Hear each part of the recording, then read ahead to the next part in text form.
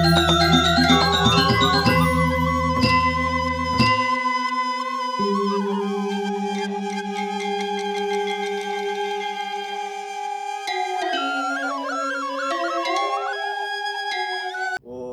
Swastiastu, Om Awegenamastu, Namo Sidam, Om Mano Bradah Kertawayantu Wiswanta. Semoga pikiran yang baik datang dari segala penjuru. Mohon izin perkenalkan, nama saya Putri Dede Kasta dengan NIM 2211011068. Di sini saya akan berdamel wacana mengenai tentang jadikanlah upekara sebagai simbol, jangan sebagai rayunan ide bedara. Baik, umat sedharma dimanapun berada, semoga selalu senantiasa dalam lindungan ide Sang Yang Widi Wasa. Di sini mohon izin saya menyampaikan sebuah dharma wacana mengenai tentang upekara. Kita lihat bahwa umat Hindu sedharma sangat sering mengaturkan suatu upekara, entah itu dalam kegiatan sehari-hari ataupun dalam kegiatan yang sudah terjadwal. Dalam kegiatan kita saat sehari-hari dalam bersembahyang itu disebut nitya karma, dan yang saat sudah terjadwal itu disebut dengan naimittika karma. Jadi umat sedharma hendaknya mengetahui apa itu upekara. Upekara adalah suatu persembahan suci yang dihaturkan ke hadapan ide Sang Yang Widi Wasa. Upe yang berarti dalam bahasa Bali adalah jalanan, atau dalam bahasa Indonesia yaitu perantara. Kara adalah persembahan. Jadi sebuah persembahan atau perantara kita dalam bersembahyang atau mengucapkan rasa syukur kita ke hadapan ide Sang Yang Widi Wasa. Nah, upekara ini kita sebut di Bali dengan banten, atau dalam Weda disebut wali wahana. Wali wahana itu adalah suatu persembahan berupa buah, daun atau juga biji-bijian. Nah, ini menyebabkan pulau kita di ini disebut dengan Pulau Bali. Dalam Weda dijelaskan bahwa Bali wahana, yaitu berarti banyak ada persembahan berupa canang sari, banten, dan beraneka ragam persembahan yang lainnya. Tentunya dalam kehidupan di Bali banyak menggunakan sarana prasarana banten tersebut. Jika kita lihat bahwa dari manusia sudah lahir dibuatkan suatu upacara, dan tentunya mempergunakan sarana banten. Dari manusia lahir sampai manusia meninggal tentunya mempergunakan suatu sarana banten. Namun hendaknya masyarakat di Bali mengetahui bahwa banten itu adalah sebagai simbol dari ide bedara, bukan sebagai rayunan atau makanan. Rayunan berarti bahasa Bali, rayunan itu dalam bahasa Indonesia adalah makanan, bukan sebagai makanan ide bedara. Jadi dijelaskan dalam lontar Yadnya Prakerti itu dijelaskan bahwa banten pinaka ande buana, berarti banten merupakan simbol daripada buana atau alam semesta. Ini banten ini ada tingkatannya, yaitu ada banten sebagai kepala, badan, dan juga kaki. Yang disebut dalam lontar Yadnya Prakerti itu adalah banten pinaka raganta petui. Jadi banten itu merupakan suatu prasarana yang disembahkan ke hadapan ide Sang Yang Widi Wasa berupa badan kita sendiri, yaitu ada berupa kepala, berupa badan, dan juga ada berupa kakinya. Yang selanjutnya banten pinaka rupaning ide bedara. Jadi banten itu adalah simbol dari ide Sang Yang Widi. Jadi rupaning, jadi bentuk dari ide bedara itu sendiri. Seperti kita lihat ada beberapa banten yang menyimbolkan dari Dewa Trimurti itu sendiri. Ada banten Prayasista sebagai simbol dari Dewa Iswara, atau Dewa Siwa. Banten Durmangala yang jahitannya semua berwarna hijau atau kegelapan itu sebagai simbol dari Dewa Wisnu.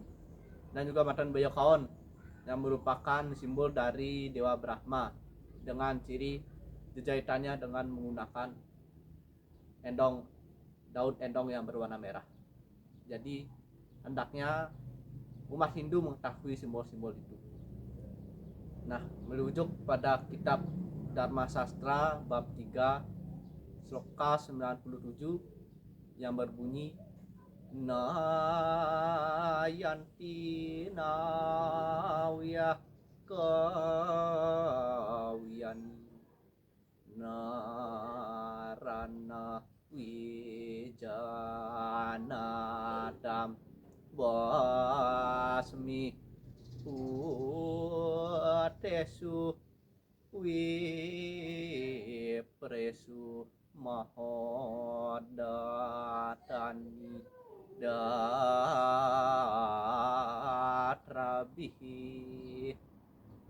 Hendaknya umat Hindu mengetahui beberapa simbol dari upakara. Jika umat Hindu tidak mengetahui berbagai simbol dari upakara, tentunya sesuatu tersebut akan terbakar dan lenyap. Itulah hendaknya bahwa seperti yang saya jelaskan tadi, bahwa upakara itu hendaknya diketahui maknanya. Jika tidak diketahui, manusia itu disebut dengan bodoh atau tidak mengerti. Lalu upakara itu layaknya seperti abu. Jadi seperti yang dijelaskan dalam kitab Manawa Dharma Sastra tersebut. Jadi di sini perlu ditekankan bahwa upakara sekali lagi bukanlah suatu rayunan atau makanan dari Tuhan. Jadi upakara adalah suatu simbol dari Tuhan tersebut. Karena keterbatasan dari umat manusia yang tidak mengetahui bagaimana bentuk dan juga bagaimana wujud dari Tuhan itu yang sepanirguna Brahman, yaitu tidak berwujud, bagaimana kita wujudkan sekarang dengan upakara Banten tersebut jadi Saguna Brahma. Itulah mengapa kita harus pentingnya harus mengetahui simbol-simbol dari upakara tersebut. Dan upakara tersebut memiliki beberapa tingkatan. Nah, tingkatan ini berupa suatu kuantitas siatnya. Jadi ada niste, madya, dan utama. Dari ketiga tingkatan tersebut maka akan dibagi lagi menjadi 3. Jadi ada 9. Ada nistaning niste, nistaning madya, nistaning utama. Madyaning niste, madyaning madya, madyaning utama. Utamaning niste, utamaning madya, dan utamaning utama. Jadi hendaknya umat Hindu mampu memilih mana yang digunakan sesuai dengan kemampuan dari umat Hindu. Jadi jangan anggap bahwa niste itu paling terendah. Niste itu merujuk pada suatu yang bersifat keintian. Jadi niste itu adalah diambil dari inti-inti apa saja upakara tersebut. Jadi jika kita melihat bahwa kata niste itu berarti inti dari apa yang kita akan persembahkan. Lalu selain kuantitas dari upakara, ada juga yang disebut dengan kualitas. Jadi ketika kita membuat sarana upakara itu tentunya ada baik dan buruknya, bagaimana kita etika atau susila kita saat membuat. Jadi itu merupakan merujuk kualitas dari baik dan buruk.